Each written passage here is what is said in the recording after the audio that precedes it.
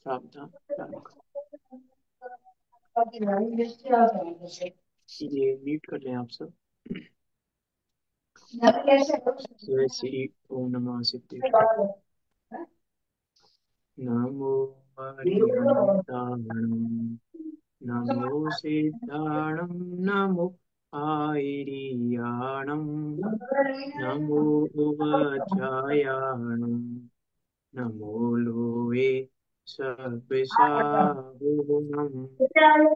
मंगलम भगवान वीरो, मंगलम गौतमो गणे, मंगलम कुंद कुंदार्यो, जैन धर्मोस्तु मंगलम।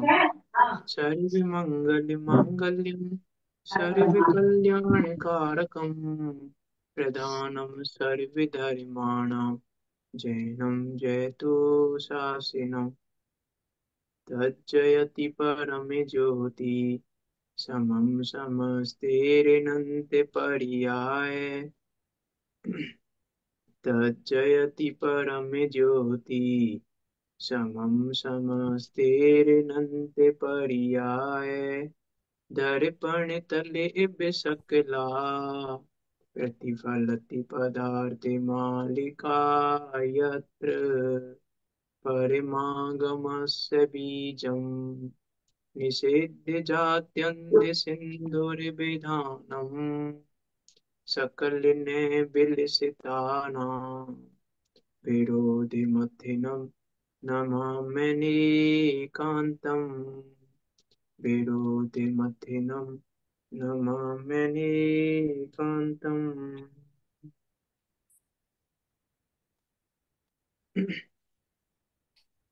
आचार्य अमृतचंद देव द्वारा विरचित यह पुरुषासिद्ध उपाय नामक ग्रंथ, जो कि अपने आप में अद्भुत और अनुपम है, चरणान योग के माध्यम से ज्ञायक स्वभाव को दिखाने दिखाने वाला ग्रंथ है। ऐसा भी कह सकते हैं कि चरणान योग के माध्यम से आत्मख्याति लिखी गई है। चरणान योग के माध्यम से उस आत्मा की, उस ज्ञायक स्वभाव की ख्याति करने के लिए ये ग्रंथ है, क्योंकि उसी की प्राप्ति का उपाय पुरुषार्थ सिद्धि उपाय है। इस प्रकार की बात पहले कह चुके हैं। और अभी सम्यक चारित्र अधिकार के अंदर अहिंसा अनुव्रत पे चर्चा चल रही है हमारी, जिसमें प्रश्न ये था कि परघात को हिंसा का लक्षण क्यों नहीं कह रहे हो आप, कि पर जीवों के प्राणों का घात करना, उनको पीड़ा पहुंचाना वो हिंसा है, ऐसा लक्षण क्यों नहीं कह रहे हो। तो आचार्य देव ने कहा कि उसमें दोष लगता है, वो लक्षण सही नहीं है, वो अति व्याप्ति और अव्याप्ति दोष से युक्त लक्षण है। तो कैसे हैं वो दोष, किस प्रकार लगते हैं अति व्याप्ति और अव्याप्ति दोष, तो उसकी यहाँ बात कर रहे हैं 45 नंबर के श्लोक में। प्रथम ही अति व्याप्ति दोष बताते हैं। युक्ताचरणस्य सतो रागादवेशमन्तरेणापि, नाहि भवति जातु हिंसा प्राणव्यपरोपणादेव। क्या कह रहे हैं, अपि और युक्त आचरण, योग्य आचरण वाले सतह संत पुरुष के रागदाता वेश मंतरेण, राग आदि भावों के बिना, प्राण व्यपरोपणात्, केवल प्राण पीड़न से हिंसा कभी भी नहीं होती है। क्योंकि यदि प्राण पीड़न से हिंसा हो तो यहाँ पर भी हिंसा होनी चाहिए, लेकिन प्राणों की पीड़ा होने पर भी, पर जीवों का घात होने पर भी हिंसा नहीं हो रही। इसीलिए यहाँ अति व्याप्ति दोष आता है। कैसे जीवों को, तो कहा योग्य आचरण वाले। तो योग्य आचरण का अर्थ दो है। योग्य आचरण का एक अर्थ तो है प्रमाद पूर्वक, जो हमको प्रमाद लगता है उस प्रमाद रूप नहीं हो, उसका नाम योग्य आचरण है। लेकिन वो योग्य आचरण यहाँ चतुर्थ गुण स्थान वाले के पूर्ण रूपेण नहीं है। तो यहाँ तो मूल में योग्य आचरण का अर्थ है जो करने योग्य कार्य है। आचरण अर्थात करना, और योग्य अर्थात योग्य कार्य करने वाला। अर्थात योग्य आचरण करने वाला अर्थात जो करने योग्य कार्य है वो करने वाला, अर्थात जो करने योग्य कार्य है उसको ना करके कुछ और करे तो उसको हम योग्य आचरण वाला नहीं कहेंगे। तो योग्य आचरण वाला कौन है? चौथे गुण स्थान के पीछे यदि हम बात करें तो योग्य आचरण वाला कौन है? तो योग्य आचरण वाला है जो अपने गायक स्वभाव को अनुभव करे। जो गायक को अनुभव करता है वो योग्य आचरण वाला, और जो गायक को अनुभव नहीं कर रहा है, अन्य कुछ अनुभव कर रहा है, वो योग्य आचरण वाला नहीं है। मीन्स जो मेरा पद नहीं है मैं उस पद में आचरण कर रहा हूं तो ये मेरा अयोग्य आचरण है, और जो मेरा पद है मैं उसमें आचरण कर रहा हूं तो ये मेरा योग्य आचरण है। तो पद और अपद क्या है? तो गायक स्वभाव ही एकमात्र मेरा पद है। उस वो योग्य आचरण है। मी जब तक वो योग्य आचरण नहीं होगा तब तक हिंसा हो रही है कि नहीं हो रही वो तो बात की बात है। तो पहले तो कह रहे हैं योग्य आचरण होना चाहिए, उसके बाद परजीवों का घात हो रहा हो तो हम कहेंगे कि हिंसा नहीं है। तो पहले आचरण तो योग्य हो, आचरण योग्य नहीं होगा तो फिर बात नहीं, यहाँ बात नहीं बनेगी। इसलिए पहले पहला शब्द क्या है श्लोक का? युक्त आचरण। युक्त आचरण से कि युक्त आचरण होना चाहिए, योग्य आचरण होना चाहिए। तो अब हम जो आचरण का अर्थ है, आचरण के अर्थ बहुत सारे हो सकते हैं। रमना, स्थिर होना, रहना, बहुत सारे अर्थ हो सकते हैं आचरण के। तो योग्य आचरण, योग्य रह रहे हैं कि नहीं, जो रहने योग्य स्थान है वहां रह रहे हैं कि नहीं। में रहने योग्य क्या है कि ये गायक ही रहने योग्य है तो गायक में रह रहे हैं कि नहीं, गायक में रम रहे हैं कि नहीं, गायक में स्थिर हो रहे हैं कि नहीं। तो योग्य आचरण वहां से आएगा, है ना। इसका ये तो बहुत दूर की बात है, इसकी बात अभी नहीं कर रहे, इसकी बात आगे करेंगे भंगों में। अभी बहुत प्रकार के भंगों की बात करेंगे आज अमृतचंद देव हिंसा हिंसा के संबंध में, तो वहां हम बात करेंगे उसकी भी। लेकिन अभी तो क्या कह रहे हैं? योग्य आचरण वाले संत पुरुष, सज्जन पुरुष, योग्य आचरण वाले जो जो अपने गायक स्वभाव को जानते हैं वो योग्य आचरण वाले, है ना। तो कल हमारी बात हो गई काफी सारी, उसके संबंध में कोई शंका हो तो पूछ सकते हैं, नहीं तो फिर हम आगे बढ़ेंगे योग्य आचरण के ऊपर। विचार करके देखें हम कि योग्य आचरण क्या है। एक बहुत सुंदर कलश है समय सार जी में कि हे जगत के अंधे प्राणियों।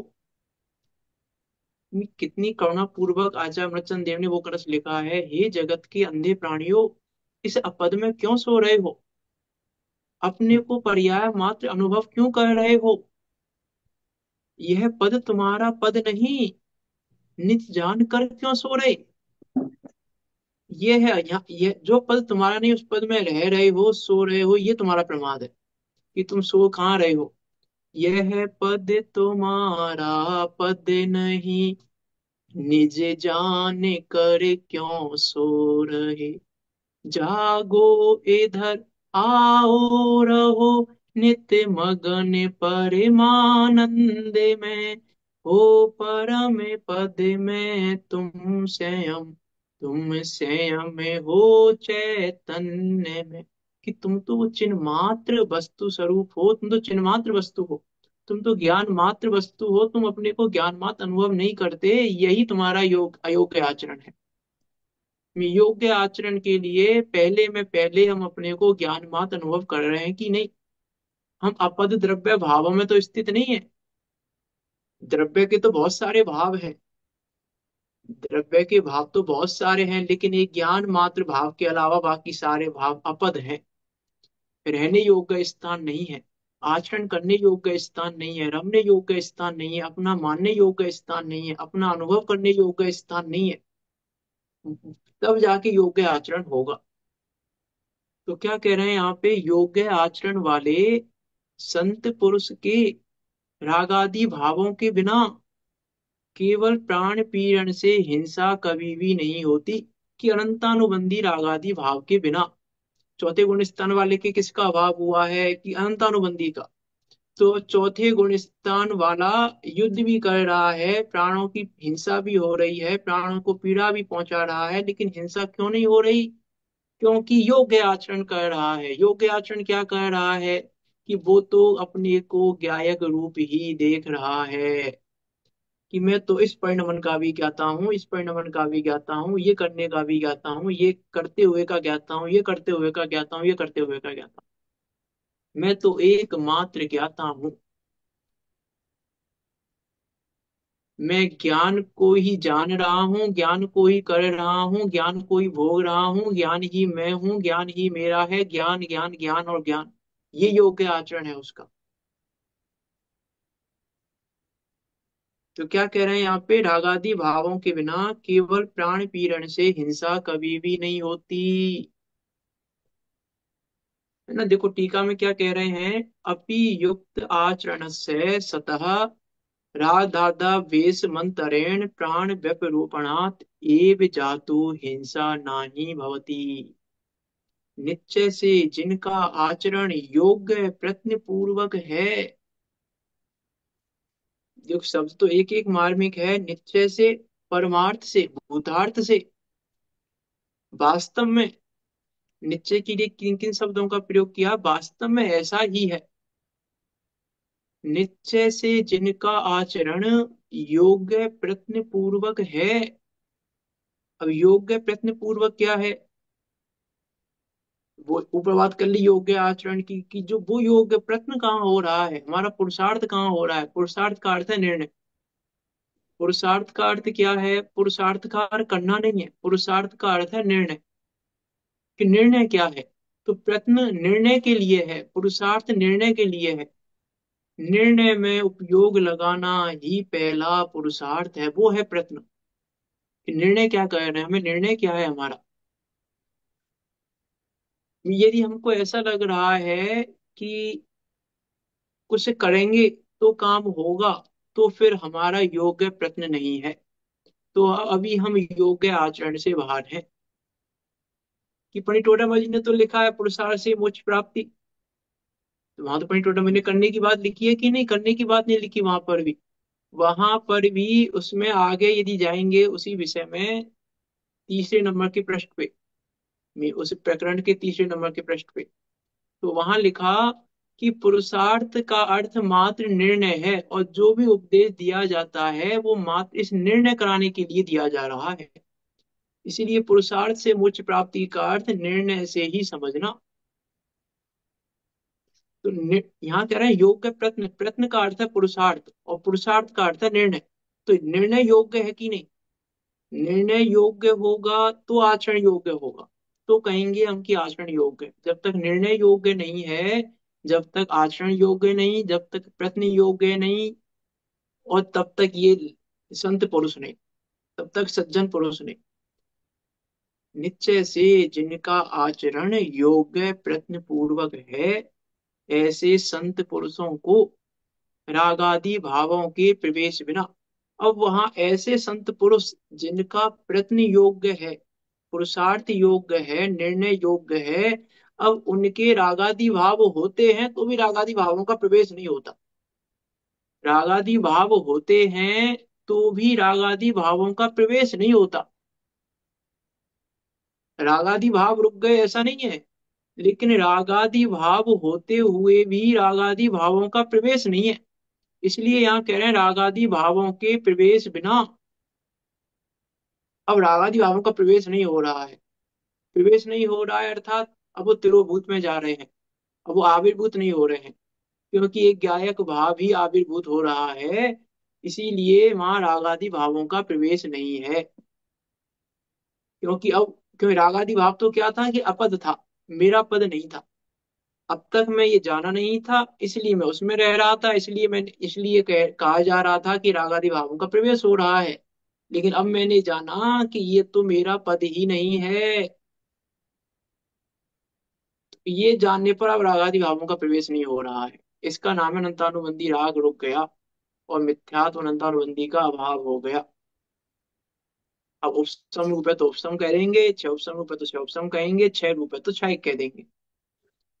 ऐसे संत पुरुषों को रागादि भावों के प्रवेश बिना पर जीव के प्राण पीड़न करने मात्र से ही कदाचित हिंसा नहीं होती।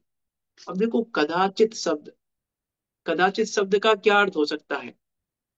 कभी, है। कभी भी, हाँ कदाचित मैंने कि कभी। यहाँ कदाचित का अर्थ है सर्वथा के रूप में। यहाँ कदाचित का अर्थ ऐसा नहीं कि हाँ कभी है कभी नहीं है। कदाचित का अर्थ है कि सर्वथा, कि रागादि भावों के प्रवेश बिना केवल परजीव के प्राण पीड़न करने मात्र से ही कभी भी, सर्वथा कभी भी हिंसा नहीं होती। ऐसा नहीं, कदाचित का अर्थ यहाँ ऐसा नहीं है। कदाचित का अर्थ दो दो तरीके से प्रयोग होता है कदाचित शब्द। एक तो हाँ कदाचित ऐसा भी हो सकता है, कदाचित ऐसा भी हो सकता है। एक तो कदाचित शब्द का प्रयोग ऐसा होता है कि कदाचित ऐसा कदाचित ऐसा। लेकिन यहाँ कदाचित का अर्थ ऐसा नहीं है, क्योंकि यदि रागादि भावों का प्रवेश नहीं है तो प्राण पीड़न से हिंसा होगी ही नहीं। तो यहाँ कदाचित का अर्थ हमेशा के रूप में है, कि कभी भी नहीं होती, कभी भी नहीं। ऐसा नहीं कभी हो सकती है कभी नहीं हो सकती। तो कदाचित कभी के बाद भी नहीं। लिखा भी तो है, नहीं होती, हाँ। हिंसा नहीं होती। कदाचित का अर्थ के आगे लिखा है, कभी हिंसा नहीं होती। नहीं, मेरे में नहीं लिखा है कभी कदाचित नहीं, हिंसा नहीं कभी होती, नहीं लिखा लिखा, है मेरे में। कदाचित हिंसा नहीं होती, तो हिंसा नहीं हाँ होती ना, वही मैं कह कदाचित रहा हूँ, में तो कदाचित गुंजाइश ही कदाचित नहीं है। हिंसा नहीं होती। तो कदाचित तो का अर्थ गुंजाइश ही यहाँ पे नहीं एक तो ये भी हो सकता है कि हाँ कभी नहीं होती कभी होती है। है। कदाचित का अर्थ दो नहीं, तरीके से प्रयोग होता है, इसलिए कहा गुंजाइश है मैंने। नहीं है। हाँ। कदाचित का अर्थ यहाँ, कदाचित का अर्थ यहाँ ये लगेगा, लगेगा कि कोई गुंजाइश नहीं है, कदाचित हिंसा हाँ नहीं होती, वही कुछ भी हिंसा नहीं होती। वही मैं कहना चाह रहा हूँ कि सर्वथा के अर्थ में, हमेशा के अर्थ में है कदाचित। कदाचित का शब्द का प्रयोग दो तरीके से मिल जाएगा, ये कहने के लिए मैंने बस नोटिस करने के लिए बात की। कदाचित शब्द का अर्थ दो तरीके से कदाचित शब्द मिलता है। एक कदाचित शब्द इसके लिए भी मिलेगा कि हाँ कदाचित ऐसा कदाचित ऐसा। में एक तो वहाँ चांस है कदाचित शब्द में। यहाँ तो कदाचित शब्द का प्रयोग है, गुंजाइश ही नहीं है। और एक कदाचित शब्द का प्रयोग ऐसा भी हो सकता है जहाँ गुंजाइश हो। तो यहाँ पर कदाचित शब्द का प्रयोग है कि गुंजाइश ही नहीं है, मीन्स हिंसा का कोई चांस ही नहीं है। तो यहाँ प्राण पीड़न तो हो रहा है, प्राणों की प्राण घात तो हो रहा है परजीव का। लेकिन प्राण घात होने पर भी हिंसा नहीं हो रही। तो इसमें अव्याप्ति दोष लगेगा कि अतिव्याप्ति दोष लगेगा? कि प्राणों का घात हो रहा है और प्राणों का घात होने पर भी हिंसा नहीं हो रही। तो इसमें अतिव्याप्ति दोष है कि ये अव्याप्ति दोष है? अतिव्याप्ति होगा। हाँ। व्याप्ति में तो कभी होता है कभी नहीं होता है। अव्याप्ति में तो कभी होता है कभी नहीं होता, और अव्याप्ति में तो है ही नहीं, किसी को है किसी को नहीं। वो वो तो उसमें भी नहीं होगा, अव्याप्ति में भी ऐसा नहीं कभी होगा कभी नहीं होगा। अतिव्याप्ति किसी को होता है किसी को नहीं होता है, यहाँ कदाचित नहीं होती है। नहीं, तो यहाँ अतिव्याप्ति है क्या व्याप्ति है? अतिव्याप्ति होगा, अतिव्याप्ति क्योंकि कैसे? व्याप्ति है ही नहीं, अब किसी में व्याप्ति है ही नहीं उसकी, अन्य में नहीं है व्याप्ति। जैसे अन्य लोगों को होती है ऐसी व्याप्ति नहीं है, इसमें दोष नहीं है, किसी को हो रहा है अरे किसी को नहीं हो रहा है। अतिव्याप्ति का तो अर्थ ही है जो जो अन्य में व्याप्त हो। कीर्तन पूर्वक ना चलेंगे उन्हें तो हिंसा होगी। वो आए तो जो नहीं अति कीर्तन, नहीं नहीं, वो आपकी बात ठीक है, मैं तो ये कह रहा हूँ अति व्याप्ति का तो अर्थ ही है जो अन्य में व्याप्त हो, जो अलक्ष्य में भी हो। हाँ, अन्य में तो व्याप्त नहीं है तो फिर ये अति व्याप्ति इसीलिए कैसे तो, हो गई? अति व्याप्ति तो है ही वो जो अन्य में भी व्याप्त हो, जो अलक्ष्य में भी हो। अति व्याप्ति की यही परिभाषा तो क्या है? जो लक्ष्य में भी पाया जाए अलक्ष्य में भी पाया जाए। जिसकी व्याप्ति इसीलिए अन्य तो में भी हो उसको अति व्याप्ति कहते हैं। ये दोष नहीं है ना, किसी में हो किसी में ना हो, या दोष ही नहीं, इसीलिए व्याप्ति दोष नहीं नहीं, मैं लगेगा। तो कह रहा हूँ प्राण। तो अरे तो यदि हिंसा का लक्षण हम यहाँ पे ये अतिव्याप्ति कैसे घट रही है, मैं ये पूछना चाह रहा हूँ, अतिव्याप्ति और अव्याप्ति कैसे घटेगी यहाँ? यहाँ अरे अतिव्याप्ति किसी को घटेगी कि होती है, अव्याप्ति? यहाँ किसी को हो। प्राणघात हो रहा है, सुनिए बात। मैं क्या कहना चाह रहा हूँ मैं, ये कि हम निकालेंगे कैसे, हम उस अर्थ को उसमें अतिव्याप्ति अव्याप्ति निकालें कैसे, है ना? हम्म, कि यहाँ प्राणों का घात हो रहा है, पहले पहली बात। यहाँ पर जीवों के प्राणों का घात तो हो रहा है और हम कह रहे हैं कि हिंसा नहीं है। ठीक है। तो अब हम्म, इसको हम प्राणों हम्म, के घात को लक्षण बनाएं और हम कह रहे हैं कि हिंसा नहीं है, तो ये अति व्याप्ति है कि अव्याप्ति है? ये दोष कौन सा है? दोष तो है, इसको हिंसा कहना दोष है। लेकिन दोस्त ये अतिव्याप्ति है कि अव्याप्ति है, कि घात हो रहा है लेकिन हिंसा नहीं हो रही? तो उसको अतिव्याप्ति में लें कि अव्याप्ति में लें, और कैसे पहचाने? मैं तो अतिव्याप्ति और अव्याप्ति की पहचान करना सिखा रहा हूँ। अतिव्याप्ति कैसे पहचाने? हम हर जगह अतिव्याप्ति का निर्णय कैसे करें कि अतिव्याप्ति है कि अव्याप्ति है? तो इसमें अतिव्याप्ति कैसे, अतिव्याप्ति है कि अव्याप्ति है इसमें? कैसे कैसे निर्णय करते हो आप अतिव्याप्ति और अव्याप्ति का? हमने जो उदाहरण पढ़े हुए हैं, जो समझा हुआ है, उसके अलावा कोई कथन आ जाए हमारे पास सामने, तो हम कैसे निर्णय करेंगे अतिव्याप्ति और अव्याप्ति का? निर्णय कैसे करेंगे फिर हम? अति कैसे निर्णय कर रहे हो आप अतिव्याप्ति, ये इसमें अतिव्याप्ति है आपने कैसे माना अतिव्याप्ति है, कैसे कह रहे हो आप अतिव्याप्ति है इसमें? उसके हिसाब बताइए। यत्न पूर्वक चल रहा है, इसलिए उसे हिंसा नहीं हो रही, इसीलिए अव्याप्ति दोष नहीं है। हिंसा तो, अरे परका हिंसा भी नहीं नहीं हो होता, रही, ये मैं तो तो कह रहा हूँ अव्याप्ति का पर। अर्थ तो है। फिर यहाँ पर प्राणों के घात में अव्याप्ति कह दो ना, अतिव्याप्ति क्यों कह रहे हो? फिर आप जो कह रहे हो उसके हिसाब से दोष है, आप दोष बता रहे हो। लेकिन मैं पूछ रहा हूँ अतिव्याप्ति है कि अव्याप्ति है, वो कैसे निकालोगे आप? हाँ, यत्न पूर्वक जो चलते हैं, जो यत्न पूर्वक नहीं चलते हैं, तो तत्व्याप्ति दोष हो जाएगा, होगा अपनी होगा। और अरे जो यत्न यत्न पूर्वक पूर्वक चल नहीं रहा है, चलने की तो तो बात ही वहाँ नहीं हो हिंसा। रही, मैं तो कह रहा हूँ यत्न पूर्वक चलने वालों में अतिव्याप्ति दोष कैसे लग रहा है? यत्न पूर्वक चल रहे हैं, हिंसा नहीं हो रही, पर घात हो रहा है, तो उसमें अतिव्याप्ति दोष कैसे लग रहा है?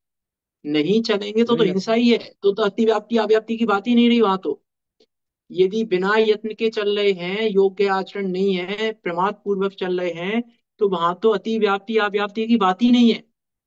अतिव्याप्ति अव्याप्ति की बात तो तभी आएगी जब योग्य आचरण होगा। योग्य आचरण के बिना तो अतिव्याप्ति अव्याप्ति की बात ही नहीं आएगी, क्योंकि वहां तो हिंसा है ही। तो यहाँ हम्म, तो योग्य आचरण के साथ अतिव्याप्ति कैसे है? यहाँ तो मैं ये पूछना चाह रहा हूँ, आप कह रहे हो योग्य आचरण नहीं, योग्य आचरण नहीं होगा तो अतिव्याप्ति अव्याप्ति दोषी नहीं है। यहाँ हम्म। अतिव्याप्ति अव्याप्ति दोषी तभी लग रहा है जब योग्य आचरण के साथ हो रहा है ये कार्य। तो अब मैं तो ये पूछना चाह रहा हूँ, इसमें अतिव्याप्ति कैसे घटित करेंगे, कि अतिव्याप्ति है कि अव्याप्ति कैसे पहचानेंगे हम? कैसे पहचाने बताओ, हम तो यही समझ रहे थे, अतिव्याप्ति आप बताओ। अतिव्याप्ति के पहले तो हम निर्णय करें हमारा लक्ष्य क्या है। हम्म, दूसरा हम निर्णय करें लक्षण क्या है। पहले पहले इसमें हम्म, लक्ष्य लक्षण निकालो पहले तो। लक्ष्य क्या है हमारा और लक्षण क्या है। हम्म, फिर उसके बाद हम्म, लक्ष्य निकलेगा तो लक्ष्य निकलेगा। फिर जब हमारे सामने लक्ष्य होगा, हम्म, अलक्ष्य होगा, लक्षण होगा, ये तीन चीज नहीं निकाल रहे और हम कह रहे अतिव्याप्ति कैसे कह देंगे? हमने कैसे कह दिया अतिव्याप्ति है? पहले ये तीन चीजें निकालो इसमें से। लक्षण क्या है, लक्ष्य क्या है और लक्ष्य क्या है। फिर उसके बाद पहचान करो। अतिव्याप्ति अव्याप्ति असंभव थी, उसके बिना दोषों की पहचान नहीं कर पाएंगे हम, कि कौन सा दोष है और कैसे है। इसलिए मैंने कहा कि कहने से काम नहीं चलेगा कि हमने कह दिया। हम अतिव्याप्ति कैसे हो रही है पता ही नहीं है ना हमें।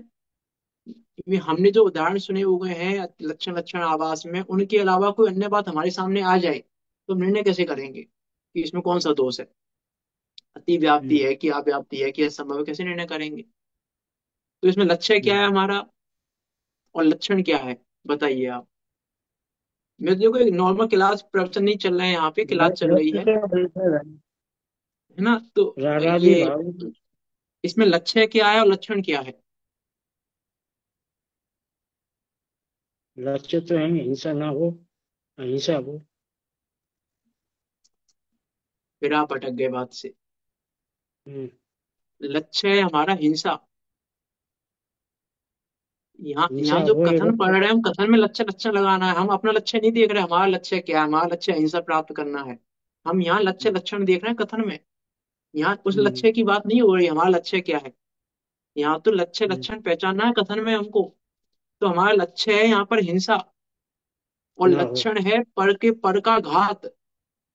हम्म, लक्षण है पर का घात और लक्ष्य है हिंसा। तो अब हिंसा हमारा लक्ष्य है तो अलक्ष्य क्या हुआ? कि हिंसा नहीं होना वो लक्ष्य हो गया, और लक्ष्य है हमारा हिंसा, हम्म, और लक्षण है पर का हम्म, घात। अब हम ये लगाएं यहाँ पे कि पर का घात हो रहा है, अर्थात लक्षण तो हो रहा है। जो हिंसा का लक्षण हम बनाना चाह रहे हैं, परजीवों का घात, लक्षण तो हो रहा है। अब लक्ष्य है हिंसा और अलक्ष्य है हिंसा का ना होना। लेकिन अब पर का लक्षण तो हो रहा है, पर का घात तो हो रहा है, लेकिन कहाँ हो रहा है? अलक्ष्य में भी हो रहा है। अर्थात जहाँ हिंसा नहीं है वहां पे भी हो रहा है। समझ में आया मैं क्या कहना चाह रहा हूँ? अलक्ष्य क्या था हमारा? जहाँ हिंसा नहीं हो, हिंसा का नहीं होना लक्ष्य था। तो पर का घात ही लक्षण, और ये लक्षण अलक्ष्य में पाया जा रहा है। तो जब लक्षण अलक्ष्य में पाया जाए, इसका अर्थ है अतिव्याप्ति। क्योंकि वो अति व्याप्त है, बहुत ज्यादा व्याप्त हाँ, है। अति व्याप्ति का अर्थ है कि बहुत कई ज्यादा कई व्याप्त है, जगह पे अर्थात जाते हैं। लक्ष्य के बाहर भी व्याप्त है। बराबर। तो तो यहाँ हमारा कैसे लक्ष्य है निकालना हिंसा फिर नहीं आप? होना, और वो हम्म, हिंसा नहीं होने में ही पाया जा रहा है। पर का घात हिंसा नहीं होने में भी पाया जा रहा है, इसीलिए अतिव्याप्ति। अव्याप्ति में ऐसा नहीं कहेंगे। वो तो अतिव्याप्ति नहीं में तो कहेंगे। क्या कह रहे हैं कि घात हो रहा है, लक्षण तो है। जिस लक्षण की हम बात कर रहे हैं, जो लक्षण हम बनाना चाह रहे हैं, वो लक्षण तो पाया जा रहा है, लेकिन अलक्ष्य में पाया जा रहा है, इसीलिए वो लक्षण नहीं है। इसलिए उसमें अतिव्याप्ति दोष हो गया, क्योंकि वो लक्ष्य में भी है ना। बात तो वो ये बात सिंपल तो थी, मैंने शुरू में कई कही थी कई हमने। सिर्फ इसलिए थी कि हम पहचान करना सीखें। नहीं, ये बात तो हमने कही थी ना कि यहाँ हिंसा नहीं हो रही है, इसलिए अतिव्याप्ति दोष है, तो नहीं फिर है। जब मैंने कहा अतिव्याप्ति ये अव्याप्ति, तो बात तो कंफ्यूज कही क्यों थी, हो गए? आप क्योंकि मान हमने अतिव्याप्ति कहा, लेकिन हमने विचार करके नहीं किया। हमने लक्ष्य लक्षण और लक्ष्य, लक्ष्य अलक्ष्य और लक्षण का विचार करके नहीं कहा। इसलिए तो कंफ्यूज हो गए कहने पर। जब मैंने कहा कि ऐसा कैसे हो सकता है, तो कंफ्यूज क्यों नहीं हो गए? कहा। कंफ्यूज इसलिए हुए, निर्णय नहीं था। हमने लक्ष्य लक्षण और अलक्ष्य को सामने रखकर नहीं देखा। हमने ये हमने कहा था तुरंत कह दिया कि यहाँ कि हिंसा अतिव्याप्ति नहीं है। हो रही, यत्न पूर्वक चल रहा है, हिंसा नहीं हो रही, इसलिए अतिव्याप्ति दोष है। वही बात आपने घुमा के कह दी है। हम बात कर रही है, समझ में नहीं आ रही। अरे मैं ये नहीं कह रहा गलत है, मैंने तो इसलिए कही है नहीं, ये यत्न बात सिर्फ पूर्वक, आपके लिए यत्न नहीं, कि हम पूर्वक था, अतिव्याप्ति इसलिए अव्याप्ति अतिव्याप्ति दोष दोष है। निकालना सीखें। इसलिए कही है अच्छा। मैंने हाँ, बात, उसको आप हाँ। उसमें मत लें, गलत अर्थ में नहीं लें। नहीं, गलत में नहीं ले मतलब रहे गलत, हम, दूसरी बात मैं को गलत नहीं, समझने मतलब की ऐसा कोशिश नहीं, है मैं कि गलत नहीं आप कह तो रहा था हमें इसका आपको। डिफरेंस रहा। मैंने तो कहा अतिव्याप्ति है कैसे, हम उसको एक देखें तो सही। ये कोई हम्म। कथन हमारे सामने आए तो अतिव्याप्ति अव्याप्ति कैसे निकाले, सिर्फ उसके लिए मैंने बात कही है। देखो यहाँ भावार्थ में चलते हैं, क्या कह रहे हैं? महापुरुष ध्यान में लीन है, अथवा गमन आदि में सावधानी से यत्न पूर्वक प्रवर्तन कर रहे हैं, और कदाचित उनके शरीर के संबंध से किसी जीव के प्राणों को पीड़ा पहुंच गई, हम्म। तो भी उनके हिंसा का दोष नहीं है। कारण हम्म। कि उनके परिणाम में कसाय भाव नहीं था। इसीलिए पर जीव के प्राणों को पीड़ा होने पर भी हिंसा नहीं कहलाती, अतः अति व्याप्ति दोष लगता है ना। गमन आदि में सावधानी है, प्रमाद रहित आचरण है, यत्न पूर्वक प्रवर्तन कर रहे हैं, कदाचित उनके शरीर के संबंध से कोई प्राणों का घात हो जाए, है ना। सिर्फ वो निराजों के लिए नहीं, सबके लिए है वो बात। वही चल रहे हैं, सावधानी से चल रहे हैं, देख देख कर चल रहे हैं, लेकिन उसके बाद भी अचानक कोई जीव आ गया, हवा में कोई जीव आ गया उड़ के, पेड़ के नीचे हम पैर रख रहे थे, हमने देखा था जीव नहीं है वहां पे कोई भी, और जब हमने पैर रखा तो उसके नीचे अचानक से हवा में उड़ के एक जीव आ गया, तो उसकी हिंसा का दोष नहीं लगेगा, क्योंकि उस वो हमारा प्रमाद नहीं था वहां पे, वहां हमारी जागृति थी, वहां हमारा योग्य आचरण था, योग्य आचरण पूर्वक प्रवर्तन हो रहा था हमारा। इसलिए वहां पे हिंसा नहीं है, पर का घात होने पर भी। इसलिए पर के घात को लक्षण नहीं बनाया जा सकता। अब अव्याप्ति दोष बताते हैं, अव्याप्ति दोष क्या है? देखो ये 40 नंबर के श्लोक। अतिव्याप्ति दोष लगता है। ये यहाँ पे यही लिख रहे हैं, अतिव्याप्ति दोष लगता है। तो अतिव्याप्ति दोष कहाँ लगा नहीं, है? अतिव्याप्ति दोष लगता है पर जीवों, पर के घात को हिंसा का लक्षण बनाने में। अतिव्याप्ति दोष लगता है, देखो देखो यहाँ से पढ़ो, या, प्राण की उसके प्राण में नहीं था, हाँ इसलिए कल जीव के प्राणों घात होने पर भी हिंसा नहीं कहलाती है। हाँ, अतिव्याप्ति दोष लगता है, तो अतिव्याप्ति दोष क्यों लगेगा फिर? मैं ये कहना चाह रहा हूँ अतिव्याप्ति। देखो प्रश्न क्या था, ये जो श्लोक है वो किस प्रश्न के उत्तर में है? हम्म। प्रश्न क्या था? यत्न पूर्वक, जो यत्न पूर्वक चलते हैं उन। प्रश्न क्या था? ये तो उत्तर है, ये तो श्लोक उत्तर का है। ये श्लोक किस हम्म। प्रश्न के उत्तर में है? व्याप्ति दोष अब नहीं प्रश्न ही नहीं अलग। पता हमें तो उत्तर अब क्या व्याप्ति पढ़ेंगे फिर, क्या? आप बताओ। हम तो उत्तर ही दिए हैं। हाँ, तो प्रश्न ही नहीं पता जब हमें, तो फिर उत्तर को सही गलत कैसे हम सिद्ध करेंगे कि हमने तो उत्तर ये सही है कि कहा, गलत है। हिंसा का लक्षण परजीवों के प्राणों का क्या थोड़ा पीड़ा पहुंचाना क्यों नहीं कहा? हाँ, तो हिंसा यहाँ का प्रश्न है लक्षण कि भाई आप परजीवों के प्राणों पर को पीड़ा जीवों के पहुंचाना घात क्यों को नहीं हिंसा कहा? क्यों नहीं कह रहे हो। हम्म। प्रश्न ये है कि परजीवों के हाँ घात जी। को हिंसा क्यों नहीं कह रहे हो। तो यहाँ हाँ हाँ। आचार्य कह रहे हैं कि यदि पर घात को हिंसा कहेंगे तो यहाँ हिंसा नहीं हो रही, लेकिन पर का हाँ। घात हो रहा है। इसीलिए वो लक्षण कहने में अतिव्याप्ति दोष लगता है। इस लाइन में अतिव्याप्ति दोष नहीं लग रहा, ये नहीं कह रहे इस लाइन में अतिव्याप्ति दोष है। नहीं तो ये तो बात है, बैठ ही नहीं रही। कारण है कि इसके परिणाम में से कसाय नहीं था, इसलिए परजीवों के प्राणों की पीड़ा होने पर भी हिंसा नहीं कहलाती। अतः अतिव्याप्ति दोष लगता है। अब ये किसको देखो, लगता है अतिव्याप्ति दोष? पहली बात तो दोष जो है वो कोई पर्टिकुलर कथन में नहीं होता, लक्षण लक्षण में होता है। तो यहाँ कथन में तो दोष बता ही नहीं रहे। यहाँ तो क्या कह रहे हैं कि पर के घात को हिंसा क्यों नहीं कह रहे हो आप, ये प्रश्न था। तो इस प्रश्न के हम्म। उत्तर में ये कह रहे हैं कि भाई देखो यहाँ पर हिंसा तो हो रही है। यहाँ आचार्य अमृतचंद देव ओवरऑल, मैं इसीलिए मैंने कहा अतिव्याप्ति दोष समझने के लिए कि हम्म। अतिव्याप्ति दोष यहाँ क्यों क्यों समझा रहे हैं। यहाँ श्लोक में क्या बताया है ओवरऑल। यहाँ हम्म। श्लोक में आचार्य अमृतचंद देव ने ये बताया है, आचार्य अमृतचंद देव ने तीन चीजें सामने रखी हैं इस श्लोक में। हम्म। इस श्लोक में आचार्य अमृतचंद देव ने तीन चीजें रखी हैं सामने।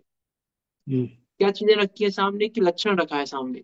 लक्षण क्या रखा है कि प्राणों का घात हो रहा है, देखो हम्म। ये लक्षण सामने रखा। फिर हम्म। अलक्ष्य सामने रखा, क्या लक्ष्य सामने रखा कि देखो हिंसा नहीं हो रही। हम्म। तो यहाँ आचार्य हम्म। बच्चन देव ने ओवरऑल क्या बताना चाह रहे हैं कि देखो लक्षण है लेकिन लक्ष्य नहीं है। अभी बैठे ये तो बहुत म्यूट देर कर बैठे देना आप। होंगे। हैं? म्यूट कर लो भैया, म्यूट। कौन सी ये श्लोक है? ये श्लोक श्लोक नंबर है 45। 45 45। नंबर का। 45 फोर नंबर फाइव। का श्लोक है, भी 46 पे जाने वाले हैं हम, 45 पढ़ लिया है हमने। ठीक है। हाँ, 46 नंबर के श्लोक पे जाएंगे। तो यहाँ पर क्या चमरचंद देव ने क्या बताया, यहाँ ये तो लक्षण बताया कि पर का घात हो रहा है, देखो ये बताया, लक्षण तो बराबर। मिल गया। अब फिर हाँ कहा ठीक है। कि लक्ष्य ढूंढो, तो लक्ष्य मिल ही नहीं रहा हमें। हम्म। हमें अलक्ष्य में जाना पड़ रहा है। तो अलक्ष्य में जा रहे हैं, इसका मतलब अतिव्याप्ति दोष लग रहा है। नहीं आई बात समझ में, कि आ गई अभी भी। लक्ष्य में जा रहा है इसलिए अतिव्याप्ति दोष लग रहा है। हाँ, ये क्योंकि कैसे देखो पता? इस श्लोक में क्या बताया कि लक्षण दिखाया पहले तो। अच्छा दिखाया। मैंने इसलिए कहा था अतिव्याप्ति दोष पहचानने के लिए तीन चीजें पहचाननी है। अब इस कलश में भी श्लोक में हमको तीन चीजें पहचाननी है। तो अब पहले हम्म। तो मैं लक्षण बता दिया कि भैया देखो हाँ। पर का घात हो रहा है। अगर ये तो घात करें लक्षण तो हो हिंसा गया, लक्षण तो होती है। मिल गया। लक्षण हाँ तो हमें मिल गया कि पर का घात ठीक है। हो रहा है। अब हाँ। बोले कि लक्ष्य ढूंढो, तो हम्म। लक्ष्य तो मिल ही नहीं रहा हमें, लक्ष्य तो है ही नहीं, हिंसा तो हो ही नहीं रही। हम्म। हिंसा तो हो ही नहीं रही ना, तो लक्ष्य मिल ही नहीं रहा हमें, अलक्ष्य में जाना पड़ रहा है हमको। तो हाँ। अलक्ष्य में जब जब हम लक्षण को ढूंढने अलक्ष्य में जा रहे हैं, इसका मतलब अतिव्याप्ति दोष है लक्षण में। ये बताना चाह रहे हैं आचार्य रामचंद्र। अच्छा, अतिव्याप्ति जो लक्षण है ये बता रहे थे, इसलिए अतिव्याप्ति लक्षण दोष लगता है। ठीक है हाँ, आगे। क्योंकि चित्र क्योंकि आगे। क्योंकि दोष लक्षण में होता है, मैंने कहा ना, दोष कोई कथन में थोड़ी ना है दोष। हाँ दोष तो लक्षण में। लक्षण में है। तो यहाँ इसी लक्षण को सामने रखा श्लोक में से, मैंने कहा इस श्लोक में तीन चीजें पहचानी पड़ेंगी हमें पहले। लक्षण हम्म। पहचानो इस श्लोक में, लक्षण क्या कहा है, लक्ष्य क्या कहा है, लक्ष्य क्या कहा है। फिर हम बस पहचान क्या। पाएंगे उसको कि हाँ अतिव्याप्ति दोष बता रहे हैं। हाँ इसलिए यहाँ पे कहा अतिव्याप्ति कि दोष लगता है। प्राणों की पीड़ा तो हो रही है लेकिन हिंसा नहीं हो रही, इसलिए अतिव्याप्ति हम्म। दोष है। ठीक आगे इसलिए आगे। देखो, मैं कथन को थोड़ा मॉडिफाई करके बोलता हूँ तो आपको और समझ में आ जाएगा। हो गया। इसीलिए परजीव के प्राणों को पीड़ा होने पर भी हिंसा नहीं कहलाती। अतः प्राणों की पीड़ा होने पर भी हिंसा नहीं है, इसलिए इसमें अतिव्याप्ति दोष है, हम्म। अतिव्याप्ति दोष लगता है। इसमें एक लाइन और ऐड कर सकते हो आप अपने हिसाब से, है ना। देखो अव्याप्ति दोष पे चलते हैं, अगला श्लोक भी करना है पूरा, 15 मिनट बची है हम्म। बस हमारे पास। देखो हाँ क्या कह सही। रहे हैं। 2-4 मिनट ज्यादा हो जाए तो कोई दिक्कत कौन होती है? हम्म। वित्थानावस्थायां रागादीना बस प्रवर्तायाम म्रियताम जीवो मा वा धाव्यत्रद्रे ध्रुवम हिंसा। क्या कह रहे हैं, व्युत्थानावस्थायाम, यहाँ कह रहे हैं आयतनाचार रूप प्रमाद अवस्था में। व्युत्थान अवस्था, अवस्था अर्थात अवस्था, और व्युत्थान अर्थात आयतनाचार, आप प्रमाद रूप अवस्था, उसमें रागादि नाम रागादि भावों के बस प्रवर्तायाम, बस में प्रवर्तते हुए, रागादि भावों के बस में होकर प्रवर्तन कर रहे हैं, क्योंकि वो जीव अभी रागादि भावों के बस है। मोह के पेड़े में, मोह के आवेश में मजबूर है, प्रवृत्त हो रहा है, बस रागादि के बस हो रहा है अभी। तो भी हम्म। आयतनाचार रूप, आयतनाचार रूप प्रमाद अवस्था में, मैंने भी गलत बोल दिया पहले, आयतनाचार और अप्रमाद एक साथ बोल दिया मैंने। आयतनाचार का अर्थ प्रमाद है ना, अप्रमाद नहीं है। आयतनाचार रूप प्रमाद अवस्था में क्या हो रहा है, मिरियताम, ना मरे, जीवो जीवो, मरे व धावयत्र ध्रुवम हिंसा, है ना। तो जीव है, जीव मिरियताम मरे, बा अथवा माँ मिरियताम ना मरे, हम्म। हिंसा तो ध्रुवम निश्चय से, अग्रे धावती आगे आगे दौड़ती है। प्राणी मरे चाहे ना मरे, प्राणी मरे चाहे ना मरे, लेकिन हिंसा तो आगे आगे दौड़ रही है, कि हिंसा तो हो ही रही है। प्राणी चाहे मर रहा है चाहे नहीं मर रहा है। अब यहाँ पे आप आपके दोस्त कैसे लगेगा, बताइए, अब आप गठित करके बताइए, आप आपके दोस्त कैसे रागादि लगेगा। प्रमाद भावों से वशीभूत होकर, राग के बस होकर, पहले अर्थ समझना, राग के बस हम्म, होकर कोई जीव मरे या न मरे, हिंसा तो आगे चले, क्योंकि राग आदि भाव हो रहा है तो हिंसा तो हो ही रही है, अपनी अपनी आप हिंसा हो रही है। ठीक है ना। तो इसमें आप आपके दोस्त कैसे है। कभी लगता है अभ्यासी, कभी नहीं लगता है। ऐसा कोई ना है, कभी लगता है, आप आपके दोस्त हमेशा लगता है जिस चीज में लगता है। ऐसा नहीं होता कि अब अभ्यासी आपके दोस्त कभी लगेगा कभी नहीं लगेगा, ऐसा नहीं है। नहीं आप नहीं आपकी दोस्त जिस नहीं लक्षण नहीं, में आप वो आपकी अथवा दोस्त है वो हमेशा है। हमेशा है। हाँ, तो आप आपकी दोस्त कैसे है इसमें ये बताओ। उत्तर पता है आपको, उत्तर बता दिया मैंने, अब आपकी दोस्त है, अब आप मतलब आपको बस आंसर की पता है आपको, बस आपको मैच करना है। हम्म। अब मैच करके बताओ अब आप आपकी दोस्त कैसे है। हम्म। और कोई साधन में बताएं, और कोई साधन में ही बताएं, तो आप आपकी दोस्त कैसे है इसमें। मैंने आती व्याप्ति इसलिए मैंने क्लियर करके बता दिया, अब आप व्याप्ति आप बताइए। हम्म। हम्म। पहले तीन चीजें देखनी पड़ेंगी पहले, उसके बाद नहीं कर पाओगे आप।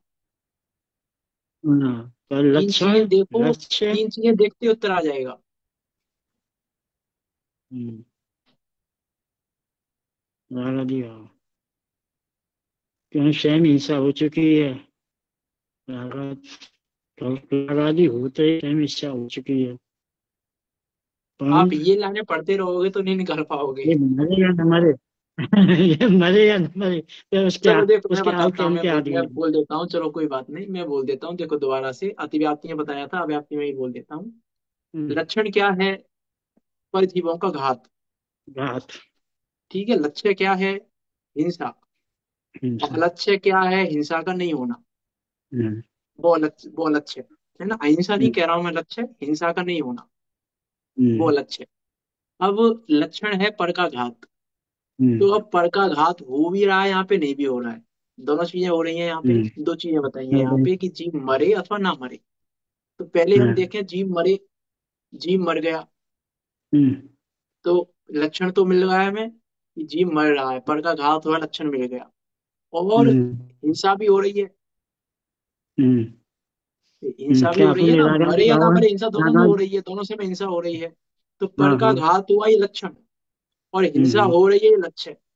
तो लक्षण हम्म। लक्षण में मिलता है कि नहीं मिल रहा है, हाँ मिल रहा है, मिल रहा है ना। लक्षण उसमें मिल रहा है। लेकिन लेकिन अभी लेकिन लक्षण पूरा नहीं हुआ अभी हमारा। अभी ना हम्म। मरे, हाँ। ना ना मरे मरे, उस समय लक्षण मिल रहा है क्या, हम नहीं मिल रहा, उस समय लक्षण नहीं मिल रहा, लेकिन हिंसा हो रही है कि नहीं हो रही है। अपनी हो रही है। हिंसा हो रही है तो लक्ष्य मिल रहा है कि नहीं मिल रहा है। हाँ, लक्ष्य मिल गया, आप अपनी हो रही इसलिए तो हिंसा हो गई। तो लक्ष्य तो दोनों कंडीशन में मिल रहा है हमें, लेकिन लक्षण दोनों कंडीशन में नहीं मिल रहा है। तो लक्ष्य तो हम्म, दोनों जगह है, लेकिन लक्षण एक ही जगह पर है। इसका मतलब ये लक्षण पूरी तरह व्याप्त नहीं है लक्ष्य में। लक्ष्य यहाँ पर भी है, लक्ष्य यहाँ पर भी है, लेकिन लक्षण यहाँ हम्म, पर तो मिल गया मुझे। यहाँ तो पर का हम्म, घात हो रहा है, हिंसा भी हो रही है, लेकिन यहाँ पर का हम्म, घात नहीं हो रहा है, लेकिन हिंसा हो रही है। तो पूरे लक्ष्य में नहीं है लक्षण मेरा। तो जो लक्ष्य हम्म, में भी सर्वत्र ना हो उसको कहते हैं अव्याप्ति हम्म, दोष। तो ये हम्म, लक्ष्य तो मेरा दोनों जगह है, लेकिन लक्षण दोनों जगह नहीं है। तो पूरे लक्ष्य में नहीं मिल रहा है, लक्ष्य में भी कहीं मिल रहा है कहीं नहीं मिल रहा है। नहीं इसलिए नहीं मिल रहा लक्ष्य है। में पूरी तरह व्याप्त नहीं है, इसलिए ये अव्याप्ति दोष। ठीक है, देखो हम्म, आगे बढ़ते हैं। क्या कह रहे हैं, रागादि भावों के बस में प्रवृत्ति हुई आयतनाचार रूप प्रमाद अवस्था में जीव मरे अथवा ना मरे, हिंसा तो निश्चय से हम्म, आगे ही दौड़ती है। हिंसा तो दौड़ ही रही है आगे, हिंसा तो हो ही रही है। देखो टीका पे चलते हैं। हो जाएगी। रागादीनां बस प्रवृत्तायां विस्थानावस्थायां जीवः म्रियताम वा मा म्रियताम, हिंसा अग्रे ध्रुवम धावती। रागादि प्रमाद भावों के वशीभूत होकर उठने बैठने आदि रूप क्रिया में जीव मरे अथवा ना मरे, किंतु हिंसा तो निश्चय से आगे दौड़ती है। इसीलिए परजीवों के घात का तो संबंध नहीं बैठता, क्योंकि यहाँ पर हिंसा नहीं भी हो रही है तो भी, यहाँ हिंसा कह रहा हूँ, तो परजीवों का घात नहीं हो रहा है तो भी हिंसा हो रही है। तो परजीवों के घात को हिंसा कैसे कहें? हम्म, इसलिए वो लक्षण तो नहीं बनेगा। उस लक्षण का मना किया है यहाँ नहीं। चमरचंद देव ने। तो क्या कह रहा है, राग आदि प्रमाद हम्म, भावों के वशीभूत होकर, है ना। ये देखो, ये जो श्लोक है बताया तो इसमें अव्याप्ति दोष है, लेकिन ये एक तरीके से ट्रांसलेशन है प्रवचन सार जी की गाथा का। अच्छा। प्रवचन सार जी की ये गाथा है। हम्म, अ, हमने पढ़ा नहीं तो संसार। प्राणी मरे या ना मरे, हिंसा आयतनाचार से तब बंधे तो होता नहीं, जब रहे यत्नाचार से। ये प्रश्न शाह जी की गाथा है कि प्राणी, वही वही कह रहे हैं यहाँ पे भी, प्राणी मरे या ना मरे, हिंसा अयत्नाचार से। हिंसा तो अयत्नाचार से हो ही रही है। यहाँ पहली लाइन हम्म, को लिया है ये कह सकते हैं, दूसरी लाइन की बात नहीं की है।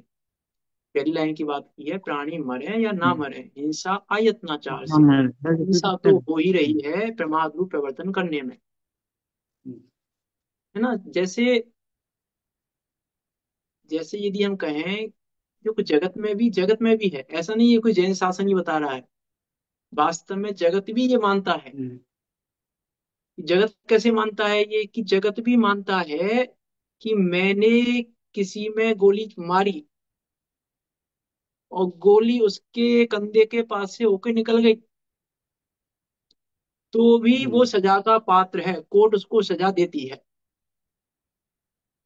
ये थी अप्राय, अप्राय बस उसकी हाँ, योजना इस थी क्योंकि मारने की।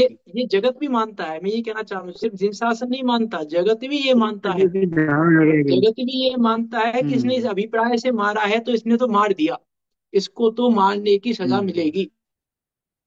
चाहे वो हम्म, मरे ना मरे वो अलग बात है। अब बंद अधिकार की बहुत सारी गाथाएं ले सकते हम्म, हैं, मैं उधर नहीं जा रहा हूँ, है ना। प्राणी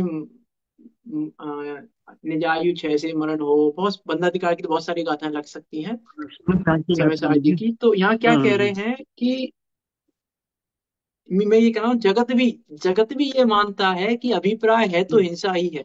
जीव के मरने ना मरने का हम्म, हिंसा में कोई रोल नहीं है। इस बात को लौकिक जगत भी स्वीकार करता है, कोर्ट भी स्वीकार करता है इस बात को। और ऊपर वाली गाथा में कहा ना और हमने, क्या अति पढ़ा। व्याप्ति अव्याप्ति दोष, दोनों ही बातें लौकिक कोर्ट में भी सिद्ध होती हैं। यदि कोई हम्म, किसी के साथ कुछ झीना झपटी कर रहा है, कुछ कर रहा है, और वो अपनी आत्म सुरक्षा में उससे कुछ हो जाए, सामने सामने वाला गोली मार रहा है मुझ में, और मैं अपने बचाने के प्रयास में गलती से मुझ पे टिगर दब गया, उसी की बंदूक का, और वो मर गया, तो भी कोर्ट सजा नहीं देगी। हम्म, नहीं तो भी देगा। कोर्ट सजा नहीं देगी, आत्मरक्षा क्योंकि हेतु अभिप्राय मानने का नहीं था। नहीं था। तो अभिप्राय मानने का नहीं था, आत्म सुरक्षा अपन में जगत मीन्स लौकिक भी लौकिक कोर्ट भी ये नहीं कहती कि हिंसा है ये, जबकि जीव मरा है वहां पे। व्यक्ति मरा है तो भी हिंसा नहीं है, और व्यक्ति नहीं मरा तो भी हिंसा है। तो भाई यहाँ पर कह रहे हैं कि अभिप्राय क्या है। अभिप्राय पूर्वक मार रहे हो तो हिंसा है, और अभिप्राय नहीं है तो मरने पर भी हिंसा नहीं है। और अभिप्राय है तो चाहे कोई मरे चाहे ना मरे, हिंसा नहीं है। और यहाँ पर सिर्फ बात प्राणों के घात की नहीं है, एक चीज ये भी ध्यान रखना है, प्राणों के घात की बात नहीं है। यहाँ ऊपर शब्द क्या लिखा है, पीड़ा पहुंचाना। प्राण पीड़ित लिखा है, प्राण हरण नहीं लिखा है। तो प्राण हरण तो उसमें है ही शामिल, लेकिन प्राण पीड़ित, किसी को किसी का दिल दुखाना। अब प्राण पीड़न में क्या है, हमने उसके प्राणों को पीड़ा पहुंचाया, उसके दिल को दुख पहुंचाया हमने। तो किसी को दुखी करना, किसी को दुखी करना, तो अब हम फिर सत्य नहीं बोलेंगे क्या? सत्य बोलने पर तो दुखी होंगे ही। जैसे परिटोटम ने लिखा ना कि भैया वेश्या गमन की निंदा करने पर वेश्या दुख पाए, तो हम क्या करें?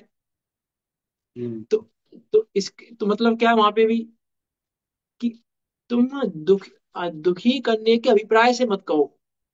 हम्म, तुम दुखी करने के अभिप्राय से कह रहे हो कि दुखी हो, तो हम्म, फिर वो दुखी हो अथवा ना भी हो, तो भी तुम्हें तो बंद होगा। और होगा। तुमने ये दुखी करने के अभिप्राय से नहीं कहा है, तो सामने वाला दुखी हो तो भी तुम्हें ये बंद हाँ। होगा नहीं, तो भी बंद नहीं होगा, और नहीं हो तो भी बंद नहीं होगा।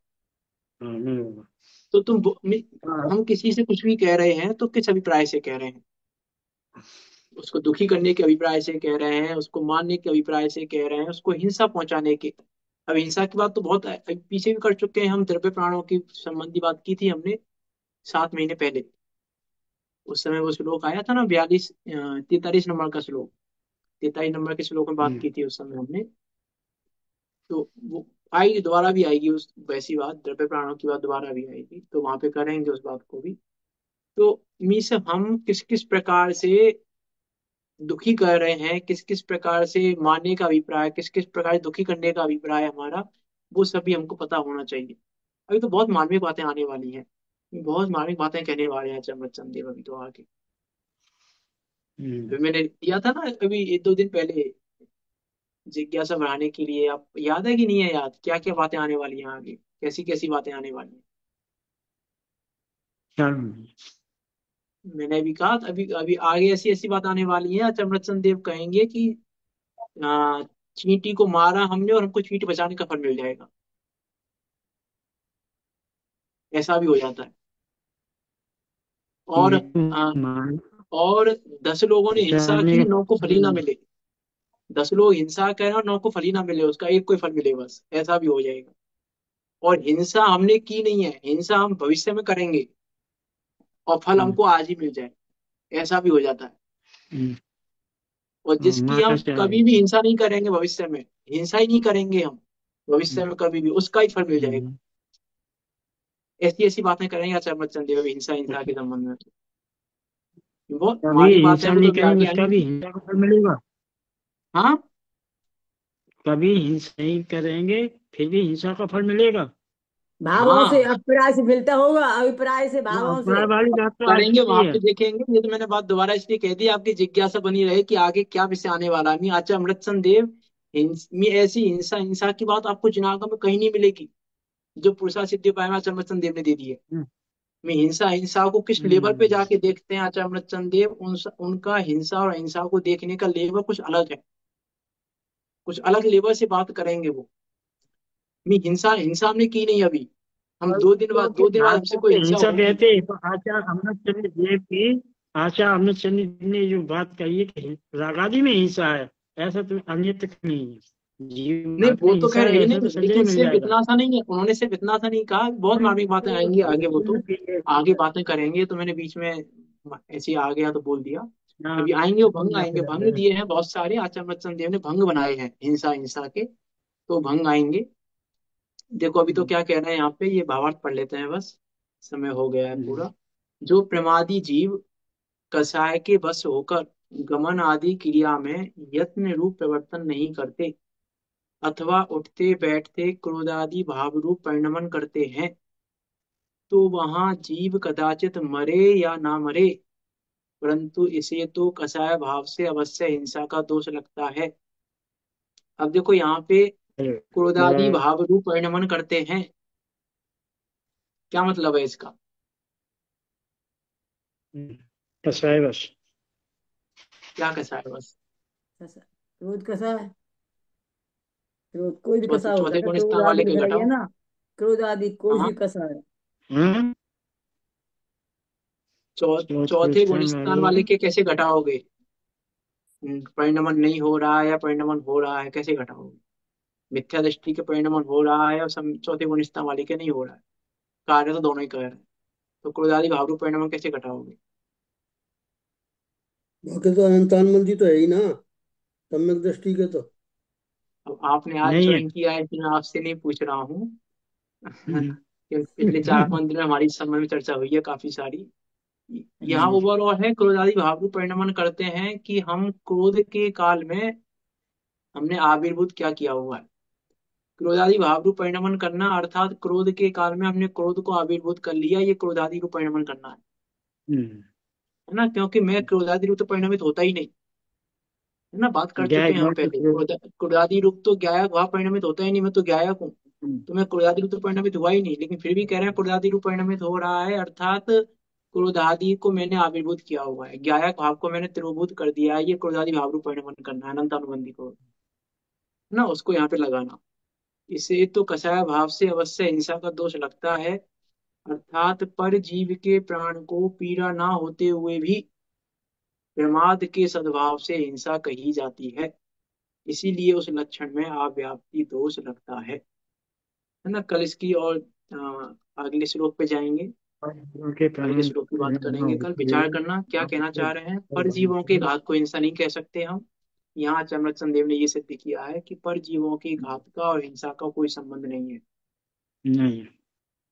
और जब परजीवों के घात का हिंसा से कोई संबंध नहीं है, तो परजीवों के बचाने का भी अहिंसा से कोई संबंध नहीं नहीं। है ना? उस संबंधी बात की है आचार्य चंदेव ने।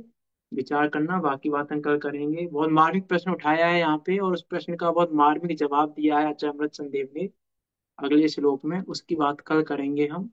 क्योंकि हिंसा शब्द ही घात से बना है, और हम कह रहे हैं कि बिना घात के हिंसा हो। घात शब्द की बात ही नहीं कर रहे हम। तो इस संबंधी प्रश्न उठाएंगे वो कि भैया फिर हिंसा कह क्यों रहे हो आज, जब घात ही नहीं हो रहा है तो? हिंसा तो घात का स्वयं ही से अर्थ तो है। हिंसा हिंसा, है ही। हिंसा शब्द ही घात से बना है ना? उस संबंधी यहाँ बात करेंगे आचार्य चंदेव। विचार करना। हम सब भी एक उस ज्ञायक भाव को जाने, जिस ज्ञायक भाव को जानने पर ही प्रमाद का अभाव होता है। ज्ञायक भाव को जाने बिना प्रमाद का अभाव संभव ही नहीं है। मैं फिर हम कितना भी मनोवचन काय की प्रवृत्ति सही कर लें, लेकिन प्रमाद तो है ही। प्रमाद का अभाव तो ज्ञायक भाव को जाने बिना, ज्ञायक भाव का अनुभव किए बिना संभव ही नहीं है। मीन्स ज्ञायक भाव का अनुभव किए बिना अहिंसा होना संभव ही नहीं है। ये बात यहाँ कह रहे हैं आचार्य चंदेव। हम सभी ज्ञायक भाव को जाने, और ज्ञायक भाव को जानकर उसका अनुभव करते हुए, अपने पद में रहते हुए निकट काल में सिद्धों के बीच जाकर विराजमान हो। इसी मंगल भावना के साथ अभी की बात को यहाँ विराम देते हैं। कोई शंका हो आपकी तो पूछ सकते हैं, बाकी विचार करना। अब जय शंका हिंद। काम भी नहीं। क्या कह रहे हैं? शंका का समय भी तो नहीं है, पूरा हो गया समय पर पल में अच्छा। शंका। निज निधि निज में बताई, यह आनंद उपकारे हैं उसके लिए, जिन्हें वाणी माँ को बंदे ना सत्य है। हाँ, बंदे ना सत्य है।